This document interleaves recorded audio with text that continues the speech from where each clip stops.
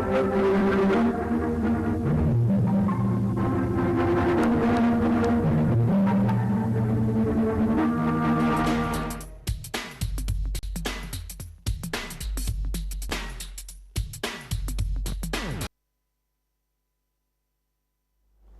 న్యూస్కి స్వాగతం. నేను మీ కేఆర్కే రాజు. ముందుగా ముఖ్యాంశాలు చూద్దాం. తిరిగి రాని లోకాలకు తరలిపోయిన అక్షర యోధుడు రామోజీరావు. బహుముఖ ప్రజ్ఞ, కఠోర సాధనతో స్ఫూర్తిని నింపిన రామోజీరావుపై ప్రత్యేక కథనం.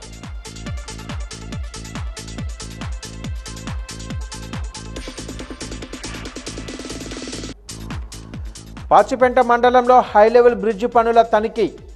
పనులు త్వరగా పూర్తి చేయాలని ఆదేశించిన పార్వతీపురం కలెక్టర్ నిశాంత్ కుమార్.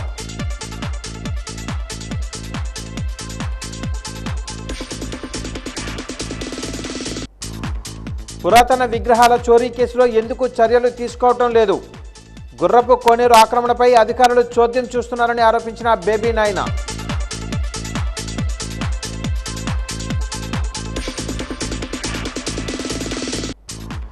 విద్యార్థులను ప్రోత్సహించే దిశగా నేషనల్ స్కాలర్షిప్, ఆధార్ కార్డులను బ్యాంక్ అకౌంట్లతో అనుసంధానం చేసుకోవాలన్న డిఈఓ ప్రేమ్ కుమార్.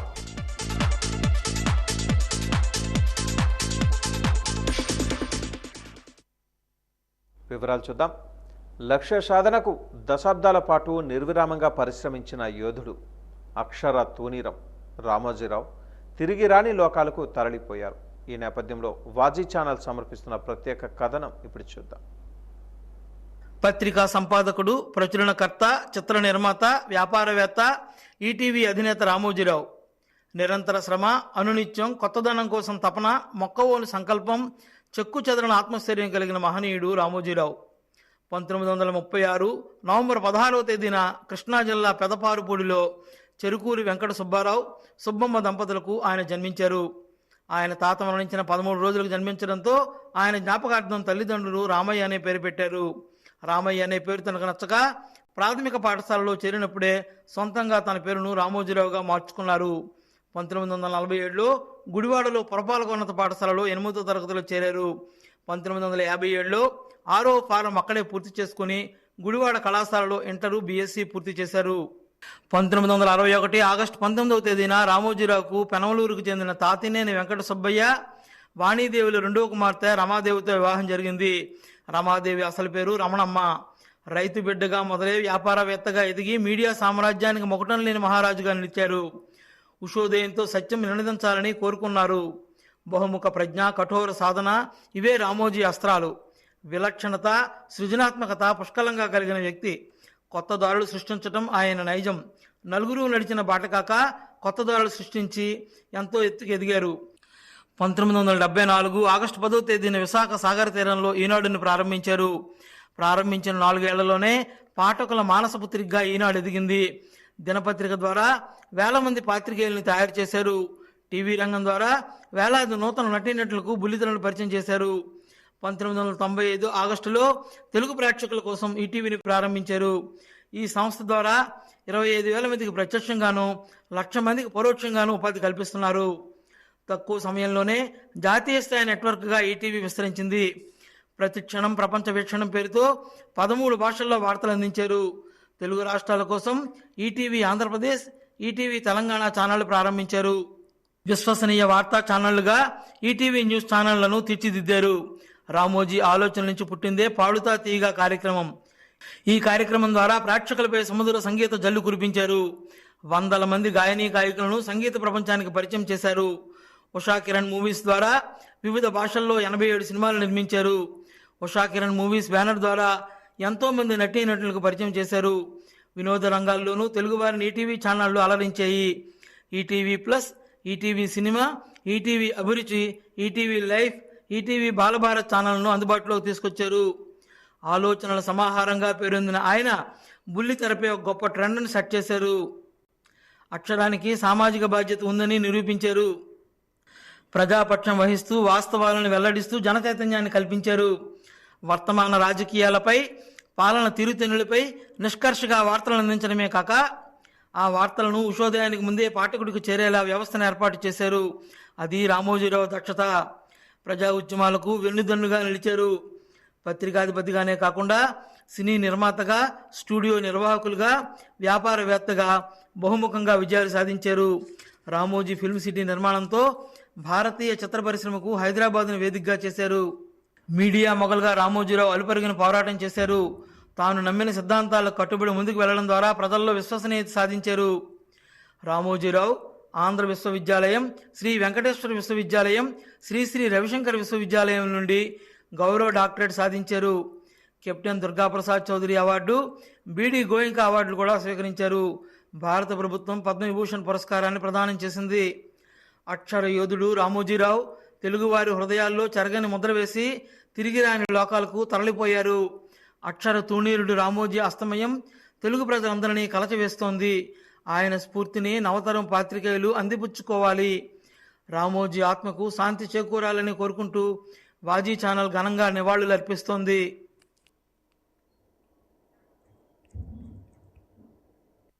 రామోజీరావు గారు అకాల మరణం ఈరోజు తెల్లవారు 4 గంటలకి ఆయన స్వర్గస్థులయ్యారు. వారికి, వారి కుటుంబానికి కూడా మా ప్రగాఢ సానుభూతి తెలియజేస్తున్నాం.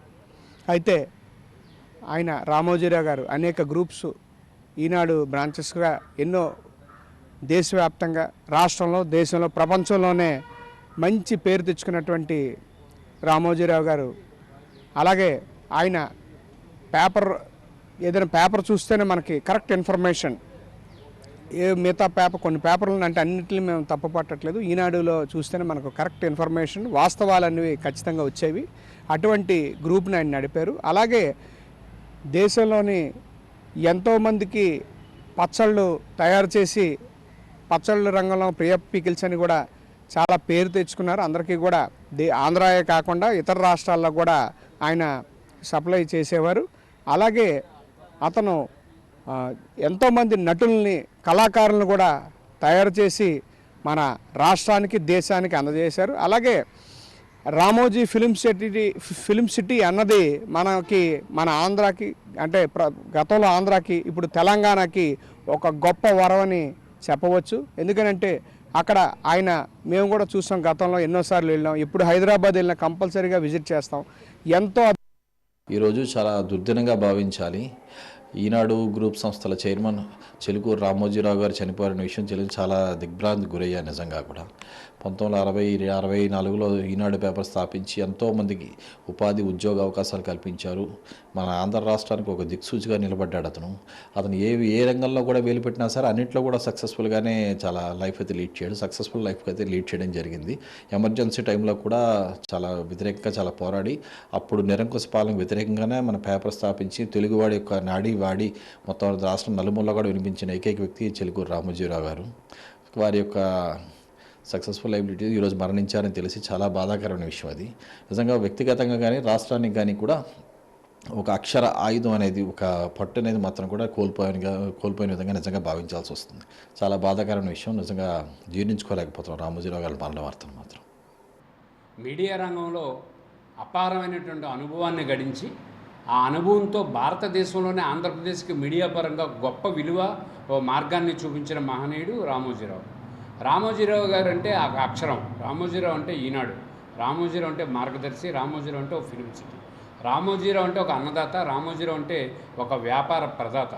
రామోజీరావు అన్ని రంగాలతో పాటుగా ముఖ్యంగా అపారమైనటువంటి తనకున్న అనుభవంతో గ్రామీణ పట్టణ స్థాయిలో సమాచారాన్ని ప్రజలకు చేరవేయడం కోసం సరికొత్త విప్లవాన్ని శ్రీకారం చుట్టినటువంటి గొప్ప వ్యక్తి, దార్శనికుడు కూడా. అటువంటి మహోన్నతమైన వ్యక్తి మరణించడం తెలుగు జాతికి, పాత్రికేయ రంగానికి, మీడియా రంగానికి అనుకున్నటువంటి స్థాయిలో గొప్ప స్థానాన్ని కల్పించిన వ్యక్తి మనకు దూరం అయిపోవడం బాధాకరమైన అంశం. ఈనాడు గ్రూప్ సంస్థల చైర్మన్ రామోజీరావు ఈరోజు తెల్లవారుజాము అనారోగ్య సమస్యలతో మృతి చెందారు. గుండె సంబంధిత సమస్యలతో హైదరాబాద్ నానక్రామ్ గూడలోని స్టార్ ఆసుపత్రిలో చికిత్స పొందుతూ మరణించారు.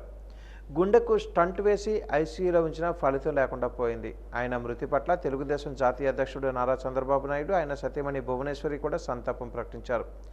రామోజీరావు పార్థివ దేహాన్ని చూసి చంద్రబాబు ఒక్కసారిగా ఎమోషనల్ అయిపోయారు. కొంచెంసేపు అలాగే చూస్తూ ఉండిపోయారు.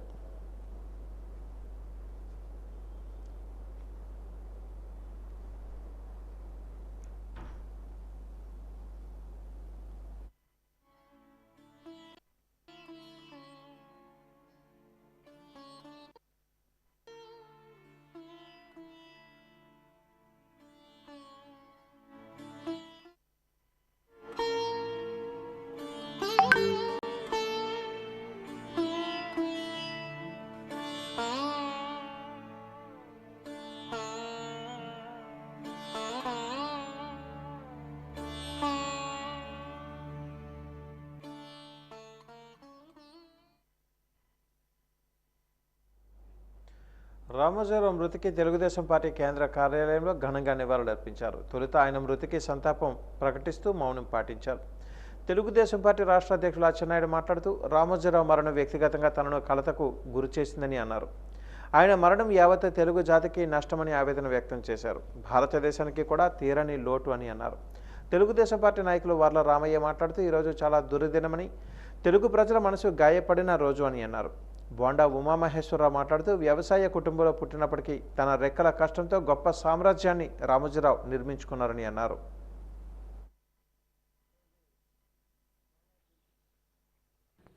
శ్రీ చెరుకూరి రామోజీరావు గారి యొక్క అకాల మరణం నాకు వ్యక్తిగతంగా చాలా కలత వేసిందని చెప్పి తెలియచేస్తున్నాను.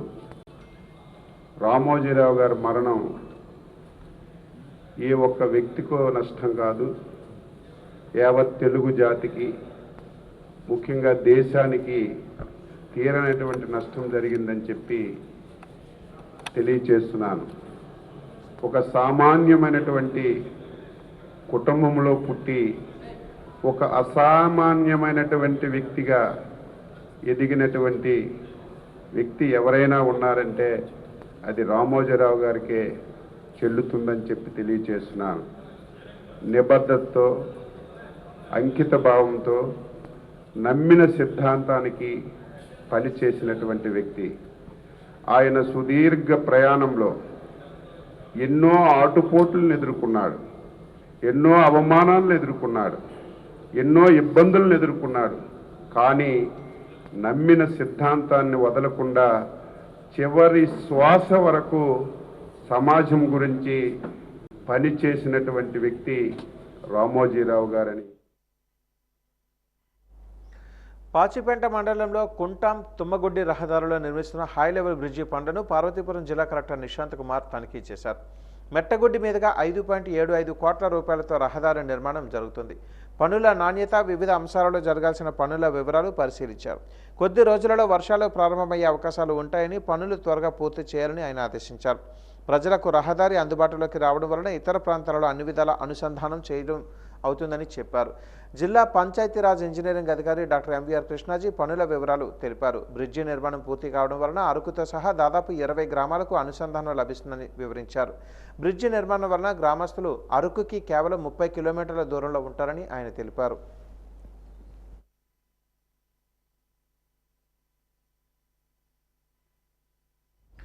గుర్రపు కోనేరు ఆక్రమణపై చర్యలు పోలీసులు, దేవాదాయ శాఖ అధికారులు ఎందుకు వెనుకడుగు వేస్తున్నారని ఎమ్మెల్యే బేబీ నాయన ప్రశ్నించారు. ఆక్రమణకు గురైన గుర్రపు కోనేరును ఆయన పరిశీలించారు. ఈ సందర్భంగా ఆయన మాట్లాడుతూ శ్రీ వేణుగోపాల స్వామి ఆలయానికి సంబంధించిన గుర్రపు కోనేరు మధ్యలో ఉన్న ఆలయ మండపంలో పురాతన విగ్రహాలు చోరీ చేసి కోనేరు ఆక్రమణ చేసినందుకు ప్రయత్నాలు జరుగుతున్నప్పటికీ దేవాదాయ శాఖ అధికారులు ఎందుకు చర్యలు తీసుకోవటం లేదని ప్రశ్నించారు. పురాతన విగ్రహాల చోరీపై హిందూ ఉత్సవ సమితి సభ్యులు పోలీసులకు ఫిర్యాదు చేస్తే చర్యలు తీసుకోకుండా కేసు రాజీ చేసేందుకు ప్రయత్నించడం ఎంతవరకు సబబు అని ఆయన ప్రశ్నించారు.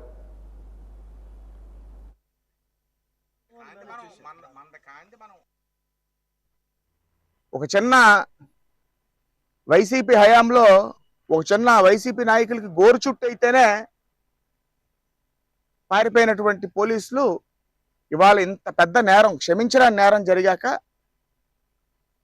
బాధ్యుల మీద కఠినంగా శిక్షించవలసినటువంటి అవసరం ఉంది. ఎండోమెంట్స్ డిపార్ట్మెంట్ కూడా I'm very sorry to say, ఇంత జరిగాక, ఇంత ఆక్యుపేషన్, ఇదంతా ఎండోమెంట్స్ ల్యాండ్, ఇంత ఆక్యుపేషన్ అయ్యాక కూడా ఎండోమెంట్స్ డిపార్ట్మెంట్ బాధ్యత. ఎండోమెంట్స్ డిపార్ట్మెంట్ తెలుసు, ఇది ఎండోమెంట్స్ ల్యాండ్ అని కూడా తెలుసు, రికార్డులో కూడా ఉంది. 5 ఎకరాల చిల్లర ఎండోమెంట్స్ ల్యాండ్ అని. ఏవో దొంగ కాగితాలు, దొంగ సంతకాలు, దొంగ రిజిస్ట్రేషన్లతోనే తప్పుడు ఆధారాలు చూపించే పరిస్థితి ఉంది. కోర్టు ఆర్డర్ కూడా ఉంది. నిజాం షుగర్ ఫ్యాక్టరీ కింద ఇప్పుడు ఈ ప్రైవేట్ ల్యాండ్ ఓనర్స్కి ఒక కేసు అయినప్పుడు ఇది ఎండోమెంట్స్ ల్యాండ్, మీది కాదు ఇది ఎండోమెంట్స్ ల్యాండ్ అని కోర్టు ఆర్డర్ కూడా ఉంది. కోర్టు ఆర్డర్ ఉండి ఎండోమెంట్స్ ల్యాండ్ అని క్లియర్గా ఫేర్ అడంగల్ అవనివ్వండి, 1Bలో అవనివ్వండి, అన్నింటిలో కూడా దేవుడు భూమి అని ఉంది. అలాంటప్పుడు మరి ఎండోమెంట్స్ డిపార్ట్మెంట్ వారు ఎంత అలసత్వం ఎందుకు వహించారు? అది చాలా చాలా దురదృష్టకరం. దీన్ని మీడియా సోదరులు కూడా చాలా పురాతనమైనటువంటి విగ్రహాలు, సుమారు 150-200 సంవత్సరాల క్రితం ప్రతిష్ఠ చేసినటువంటి విగ్రహాలు, అక్కడ ఆ మండపంలో ఇంకా కొన్ని తవ్వకాలు కూడా జరిగాయి. అది దేనికి చాలా పూర్తి స్థాయిలో హై లెవెల్ ఎంక్వైరీ జరగవలసిన అవసరం ఉంది.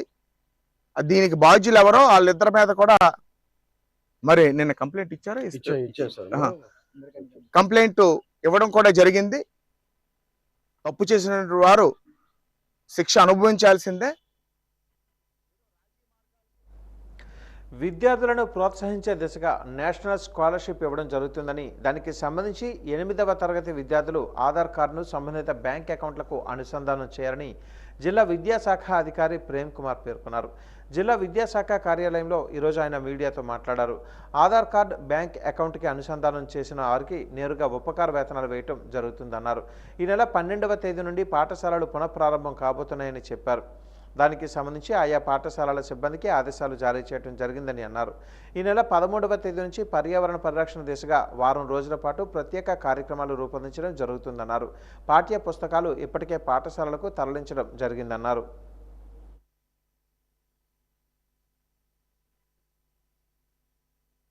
పంతొమ్మిది 2020, 2021, 2022 సంవత్సరాల్లో నేషనల్ మీన్స్ కమ్ మెరిట్ స్కాలర్షిప్స్లో ఎంపిక కాబడి ఇప్పుడు 9, 10, 11, 12 తరగతులు చదువుతున్నటువంటి విద్యార్థులందరికీ కూడా వాళ్ళ యొక్క అకౌంట్లో అమౌంట్ జమ కాకపోతే వారందరూ కూడా ఆధార్తో లింకప్ చేసుకుని పెట్టుకోవాలండి. దీనికి సంబంధించినంత వరకు కూడా ఆ ఫోన్ నెంబర్కి ఢిల్లీ నుంచి వాళ్ళకి ఒక మెసేజ్ రావడం జరిగింది. కాబట్టి ఆధార్ లింకప్ చేసుకుంటే వీళ్ళందరికీ కూడా ఆ అమౌంట్స్ అనేది జమ జరుగుతుంది అనేసి ఈ విధంగా అందరికీ మీ ద్వారా తెలియజేసుకుంటున్నామండి. ఇది డైరెక్ట్గా ట్రాన్స్ఫర్ అవుతుంది, అకౌంట్ ట్రాన్స్ఫర్ అకౌంట్ కాబట్టి దీనికి ఇంకొక మధ్య మార్గం ఉండదు. మన అకౌంట్ ఆధార్తో లింకప్ అవుతుంటేనే కేంద్రం నుంచి మనకు డబ్బులు పడే అవకాశం ఉంది. కాబట్టి దయచేసి అందరూ కూడా ఈ అవకాశాన్ని సద్వినియోగం చేసుకోవాలని కోరుకుంటున్నామండి. తర్వాత మరి పాఠశాలలు మాకు 12 నుంచి పునఃప్రారంభం అవుతున్నాయి. కాబట్టి అందరూ ప్రధానోపాధ్యాయులకి మండల విద్యాశాఖలు అందరూ కూడా ఇన్ఫర్మేషన్ ఇవ్వడం జరిగింది. రెడీనెస్ ప్రోగ్రామ్స్ అన్నీ కూడా చేయడం జరిగింది. ముఖ్యంగా ఈ వారంలో పర్యావరణ పరిరక్షణ సంబంధించినంత వరకు కూడా ఒక కార్యాచరణ రూపొందించడం జరిగింది. అది 12 నుంచి చేయమని చెప్పాము. అది ఒకరోజు 13 నుంచి చేయమనేసి ఇప్పుడే ఆదేశాలు వచ్చాయండి. 13 నుంచి 20 వరకు కూడా ఈ ఒక్కొక్క రోజు ఒక్కొక్క అంశాలు ఇవ్వడం జరిగింది. దాన్ని అందరూ కూడా సద్వినియోగం చేసుకుంటూ పిల్లలు, పెద్దలు, గ్రామంలో ఉన్నటువంటి పెద్దలందరినీ సహకారాలందరినీ తీసుకుని చక్కగా ఇది విజయవంతం చేయవలసిందిగా అందరినీ కోరడం జరుగుతుందండి. మరి గజపతి నగరంలో వైఎస్ఆర్ కాంగ్రెస్ పార్టీ కార్యాలయంలో మాజీ ఎమ్మెల్యే బొత్స అప్పలనరసయ్య మీడియా సమావేశం నిర్వహించారు. ఈ సందర్భంగా ఆయన మాట్లాడుతూ నిరంతరం ప్రజా సంక్షేమానికి కృషి చేస్తామని, ఎప్పుడూ ప్రజలకు అందుబాటులో ఉంటామని తెలిపారు. తెలుగుదేశం అధికారంలోకి వచ్చిన తర్వాత సామాన్య రాజకీయ పార్టీలను దృష్టిలో పెట్టుకుని సామాన్య ప్రజలను ఇబ్బందులు పెట్టడం సరికాదని అన్నారు. ఇచ్చిన హామీలు నూతన ప్రభుత్వం నెరవేర్చాలని కోరారు. అధికారం వచ్చామని చెప్పి కాంగ్రెస్ పార్టీ మీద దౌర్జన్యం చేయడం అనేది సరిపోయిన పద్ధతి కాదు. ఇది మాట్లాడుతున్నప్పుడు కూడా వాయిస్ వచ్చి కానీ దౌర్జన్యం చేయడం అనేది అది సాంప్రదాయం కాదు. జిల్లాలో అయితే ఇప్పుడు కూడా 5 సంవత్సరాలు శాంతియుతంగా శాంతిభద్రంగా ఈరోజు మేము పరిపాలన సాగించాము. ఏ ఒక్కరికి ఇబ్బంది పెట్టకుండా అందరికీ న్యాయం చేసే విధంగా పనిచేస్తాం తప్ప ఎక్కడా కూడా గ్రామాల్లో దౌర్జన్యం చేయాలని ఆలోచన కానీ తెలుగుదేశం పార్టీ కార్యకర్తలు ఇబ్బంది పెట్టడం ఆలోచన కానీ ఇప్పుడు కూడా 5 సంవత్సరంలో మేమైతే ఇప్పుడు కూడా చేయలేదు. గ్రామాల్లో అభివృద్ధి చేయాలి, ప్రజల మన్నలను పొందాలని ఆలోచన చేశాం తప్ప రాజకీయ పరంగా ఇప్పుడు కూడా ఆ దృష్టిని ఆలోచన చేయలేదు. ఎన్నికలు అయిపోయిన వెంటనే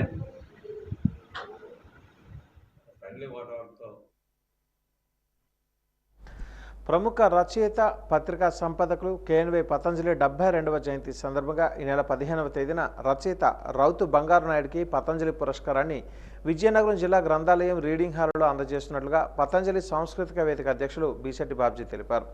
గురజాడ గృహంలో జరిగిన విలేకరుల సమావేశంలో ఆయన మాట్లాడుతూ రౌతు బంగారు నాయుడికి పతంజలి వలె సీరియస్ రచనలతో పాటుగా వర్తమాన రాజకీయాలపై కొంటె కోణంలో తన కలం ద్వారా మంచి రచనలు అందించారని అన్నారు.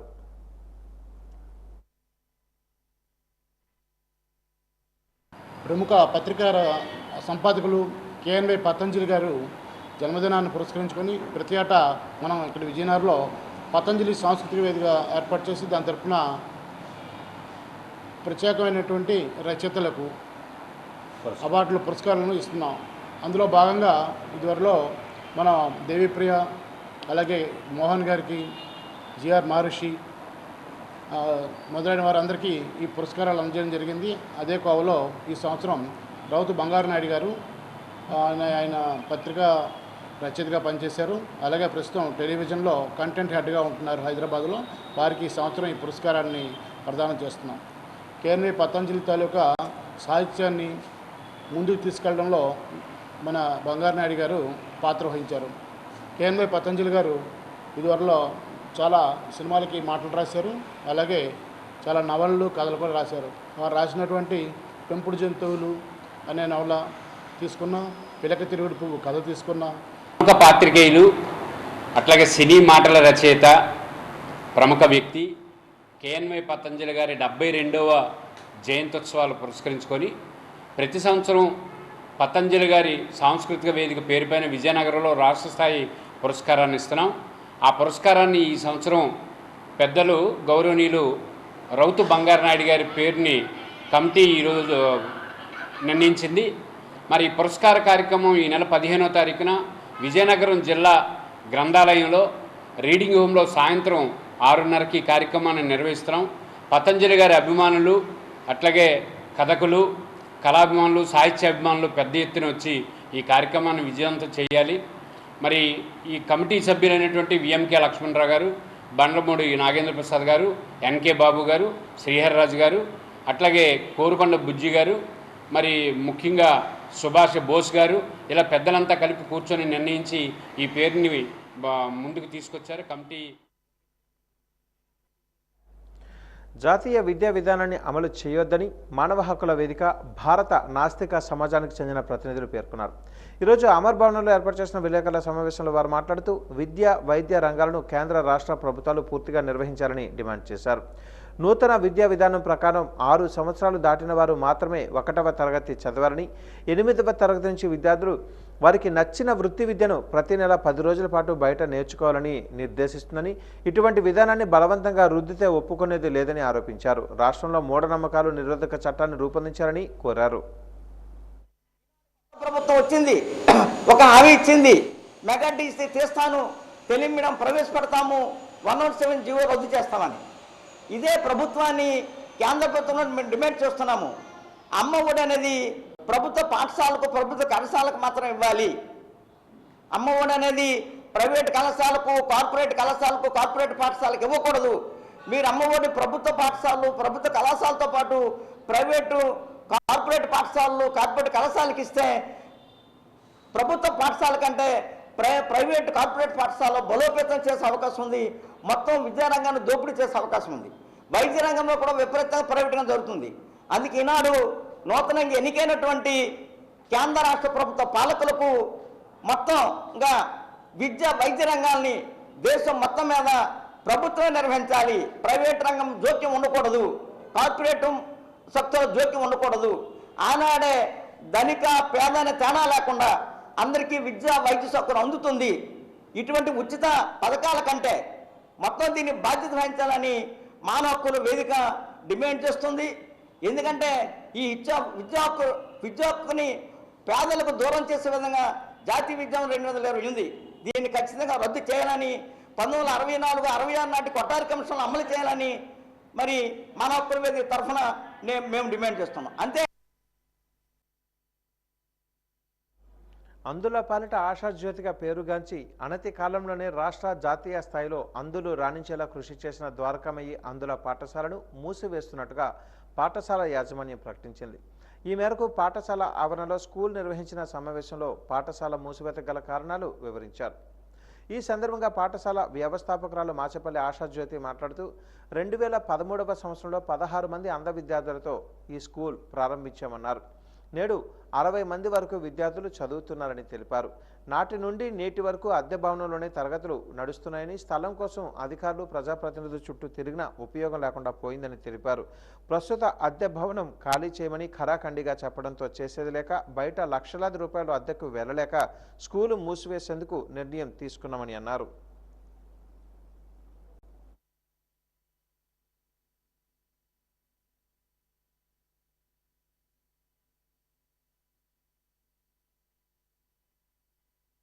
ఈ 12 సంవత్సరాల నుంచి ఈ స్కూల్లో మేము ఈ భవనంలో అద్దెకి ఉంటున్నాము. చాలా సంవత్సరాల నుంచి సొంత భవనం కట్టుదామని ఉద్దేశంతో చాలా రకాలుగా స్థలాలు అవి కూడా చూడడం జరిగిందండి. జిల్లాలో ఉన్న అధికారులను ప్రతినిధులను కలవడం కూడా జరిగినది.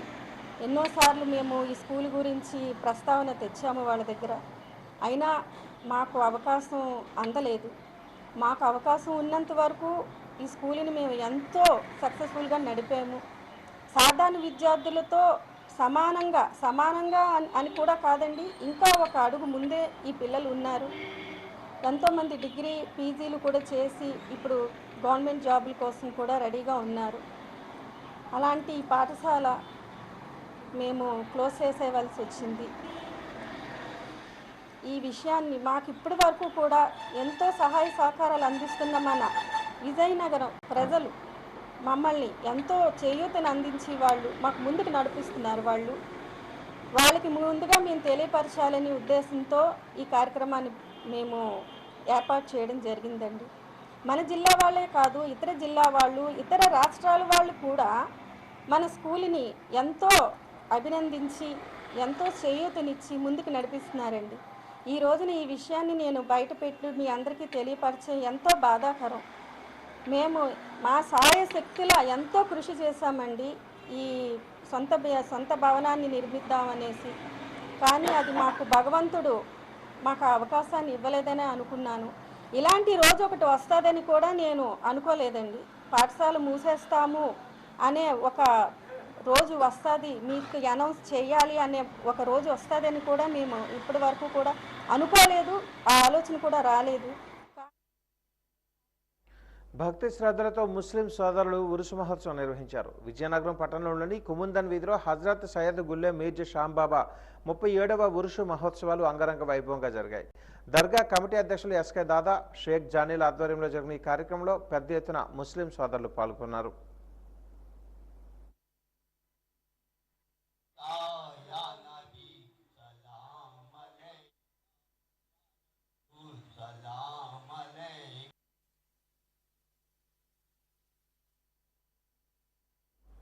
సెంచురియన్ విశ్వవిద్యాలయంలో కంప్యూటర్ సైన్స్ అండ్ ఇంజనీరింగ్లో బీటెక్ పూర్తి చేసిన కుసుమంచి చైతన్యకు నెదర్లాండ్స్కు చెందిన ఫ్లాంక్ నెట్వర్క్ సంస్థలో 50 లక్షల రూపాయల ప్యాకేజీకి ఎంపిక కావడం ఆయనను vice chancellor professor Prashant Kumar Mohanty, registrar doctor పల్లవిలు ఘనంగా సత్కరించారు.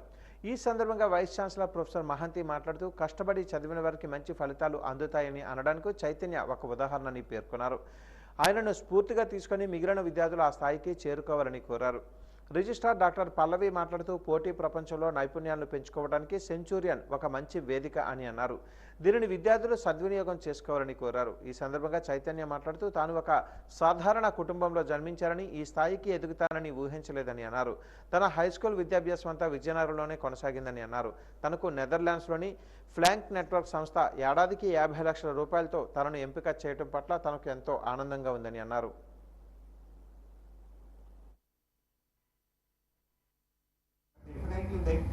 Achieve your goal what you plan, aim at, but it all comes through the hard work, sincerity, commitment, and the kind of ownership and realization to the life that yes, this is what I need to do.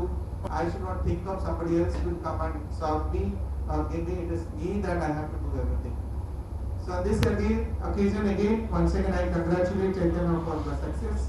And all of us, you know that Chaitanya is not just only one offer. He has made the second offer also. Next, he has made an offer in Flipkart, which is again 32 lakh CTC. That's the second offer, second highest offer he has made. And I think all of our blessing and good wishes are with you. And I'm sure you will succeed in your life. Please do remember this university. We stay connected and help your friends, juniors, so that they can also follow your path. And we are obliged and very much thankful to you, ma'am and sir, both of you have come here, spending some time. మనల్ని ఎప్పుడు కూడా మనం బయటికి వెళ్ళినప్పుడు పలానా వాళ్ళ పిల్లలు అని చెప్పేదానికన్నా ఇప్పుడు నేనున్నాను doctor Pallavi's father, okay, Krishnamurthy గారు. ఇప్పుడు చైతన్య ఉన్నాడంటే చైతన్య వాళ్ళ పేరెంట్స్ అని మనకి ఎప్పుడైనా మీరు చూసారు ఇంతకు ముందు? చూడలేదు, వాళ్ళు ఎప్పుడు రాలేదేమో అడ్మిషన్ తీసుకున్నప్పుడు వచ్చి ఉంటారు, అంతే కదా. కానీ ఈరోజు చైతన్య కన్నా వాళ్ళ పేరెంట్స్ పాపులర్ అయిపోతారు. ఎందుకంటే because they are his parents and he made them proud. కనినందుకు వాళ్ళకి ఒక మంచి కొడుకుగా నిలబెట్టుకున్నాడు. తల్లిదండ్రులు ఏం కోరుకుంటారు? ఏ తల్లిదండ్రులు అన్నా సరే వాళ్ళ పిల్లల భవిష్యత్తు కోరుకుంటారు. It is their future. If a child is having a good future, what does the parent requires? మీరు అనుకుంటారు ఎంజాయ్మెంట్, హ్యాపీనెస్ అవన్నీ ఎప్పుడు ఉంటాయి లైఫ్ లో, కానీ మీ గోల్ ఏంటి అనేది సెట్ చేసుకొని మీరు దాని వైపు వెళ్ళకపోతే life becomes totally mess. So జీవితాన్ని అలా చేసుకోకుండా ఒక దారిలో పెట్టుకొని మన వల్ల మన చుట్టుపక్కల ఉన్న వాళ్ళు చైతన్య వల్ల మీరందరూ కూడా ఐడెంటిటీ అవుతారా లేదా? మీరు చెప్తారు ఎవరైనా అంటారే మీ కాలేజ్లో మీ యూనివర్సిటీ. ఋతుపవనాలు ప్రారంభమైన నేపథ్యంలో సీజనల్ వ్యాధులు ఎక్కువగా ప్రబలే అవకాశం ఉందని ప్రజలు తగిన జాగ్రత్తలు వహించాలని సర్వజన ఆసుపత్రి జనరల్ ఫిజిషియన్ డాక్టర్ మురళీకృష్ణ తెలిపారు. సర్వజన ఆసుపత్రిలోని ఈరోజు ఆయన వాజీ న్యూస్తో మాట్లాడారు. పరిసరాలను పరిశుభ్రంగా ఉంచుకోవాలని అన్నారు. దోమల ద్వారా జ్వరాలు ఎక్కువగా వచ్చే అవకాశం ఉందన్నారు. దోమల నియంత్రణకు కృషి చేయాలని కోరారు. కొబ్బరి బొండాలలో మురుగునీరు నిల్వ ఉండడం వలన దోమలు లార్వా తిరిగే అవకాశం ఉంటుందని అన్నారు. బ్లీచింగ్ పౌడర్ స్ప్రేయింగ్ చేయించాలని అన్నారు. అలాగే వర్షాలు ఎక్కువగా పడుతున్న నేపథ్యంలో శ్వాసకోశ వ్యాధులు కూడా వచ్చే అవకాశం ఉందని, కాచి చల్లార్చిన నీటిని త్రాగాలని అన్నారు. ఇంట్లో వండిన ఆహారాన్ని తీసుకోవాలని అన్నారు. బయట ఆహార పదార్థాలు తినకూడదని సూచించారు.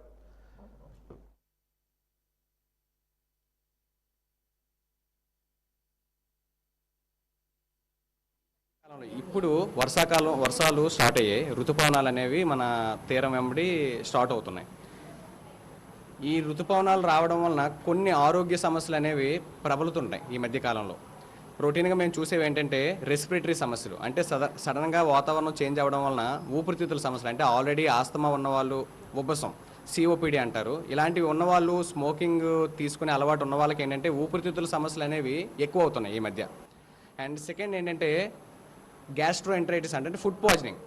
ఈ క్లైమేట్ చేంజ్ అయ్యేసరికి ఏంటంటే బయట తినుబండారాలు తినే వాళ్ళకి, బయట ఫాస్ట్ ఫుడ్ సెంటర్స్లో ఎక్కువగా తినే వాళ్ళకి ఏమాత్రం ఫుడ్ కలుషితం అయితే, అది వాటర్ అవ్వచ్చు, తినుబండారాలు అవ్వచ్చు, కాయగూరలు అవ్వచ్చు, ఏమైనా కలుషితమైన ఆహారం తినడం వల్ల ఈ మధ్య చాలా ఎక్కువగా కేసులు వస్తున్నాయి ఫుడ్ పాయిజనింగ్తో. అంటే విరేచనాలు అవ్వడం, వాంతులు అవ్వడం, కడుపుల నొప్పి, జ్వరం రావడం, విపరీతంగా అలసట, కళ్ళు తిరిగి పడిపోవడం, ఇలాంటివన్నీ ఫుడ్ పాయిజనింగ్ సమస్యలు. ఇవి వాతావరణంలో మార్పులు వచ్చినప్పుడు ఎక్కువగా ఇలాంటి వర్షాలు సడన్గా వర్షాలు పడడం, క్లైమేట్ చేంజ్ అవ్వడం, ఫుడ్ అనేది కలుషితం అవుతుంది డెఫినెట్గా.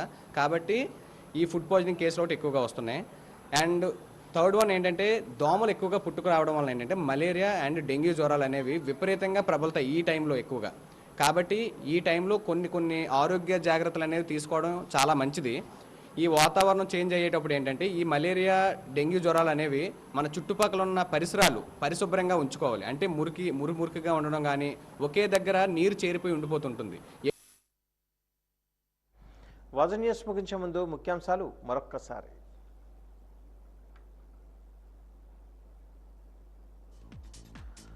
తిరిగి రాని లోకాలకు తరలిపోయిన అక్షర యోధుడు రామోజీరావు.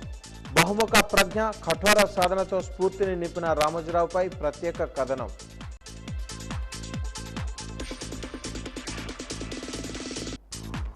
వాచిపెంట మండలంలో హై లెవెల్ బ్రిడ్జి పనుల తనిఖీ, పనులు త్వరగా పూర్తి చేయాలని ఆదేశించిన పార్వతీపురం కలెక్టర్ నిశాంత్ కుమార్.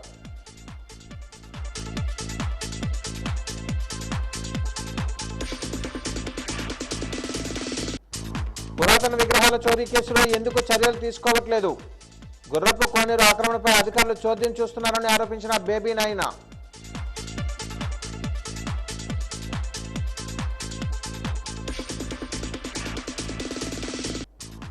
విద్యార్థులను ప్రోత్సహించే దిశగా నేషనల్ స్కాలర్షిప్, ఆధార్ కార్డులను బ్యాంక్ అకౌంట్లతో అనుసంధానం చేసుకోవాలన్న డిఈఓ ప్రేమ్ కుమార్.